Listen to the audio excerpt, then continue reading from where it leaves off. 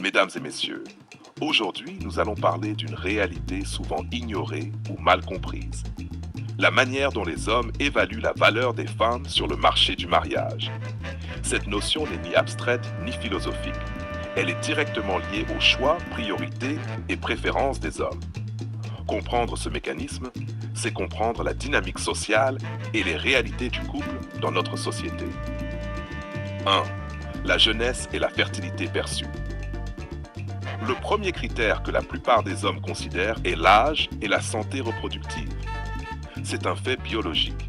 Les hommes cherchent inconsciemment une partenaire capable de donner des enfants. Cela ne signifie pas que les femmes âgées n'ont pas de valeur. Cela signifie que sur ce marché, la jeunesse représente un capital immédiatement valorisé.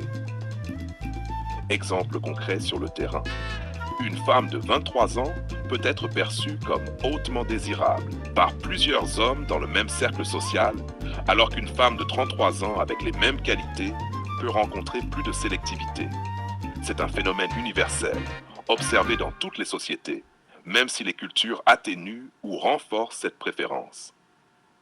2. L'apparence et le style. 2 minutes. L'attirance physique joue un rôle central. Les hommes ne choisissent pas uniquement en fonction du visage. La posture, la manière de se vêtir, le style personnel et même le charisme comptent. Exemple concret, une femme bien habillée, avec un style élégant et soigné, est souvent perçue comme ayant plus de valeur qu'une autre, même si leurs compétences ou qualités humaines sont équivalentes.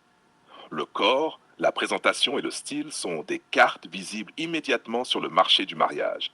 Un homme ne peut pas ignorer la première impression, et cette impression influence la valeur perçue. Comportement et traits de personnalité. Au-delà de l'apparence, les hommes évaluent des comportements et qualités. Coopération et adaptabilité dans le couple, loyauté et fiabilité, sociabilité et capacité à interagir dans un cercle social. Exemple concret sur le terrain.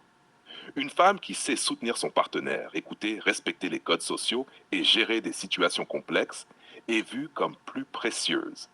À l'inverse, une femme avec la même apparence, mais distante ou difficile, peut voir sa valeur perçue diminuer, même si elle est autrement exceptionnelle. La valeur perçue n'est donc pas juste physique, elle est comportementale et sociale. 4. Statut social et compatibilité. Enfin, la compatibilité et le statut jouent un rôle. Éducation, culture et vision de la vie. Capacité à entretenir un foyer ou contribuer à un projet commun. Exemple concret. Une femme très éduquée et ambitieuse peut être valorisée par un homme qui partage ses objectifs. Une femme moins instruite, mais avec de grandes compétences relationnelles, peut être valorisée différemment selon le profil de l'homme. La valeur n'est pas universelle, elle est relative aux partenaires ciblés.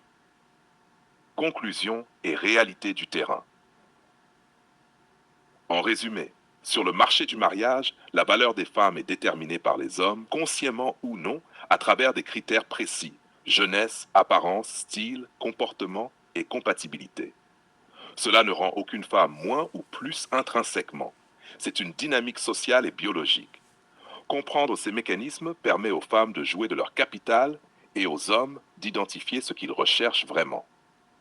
La leçon finale, sur le marché du mariage comme dans tout échange social, la valeur est perçue, pas absolue. Le terrain, l'expérience et les choix font la différence.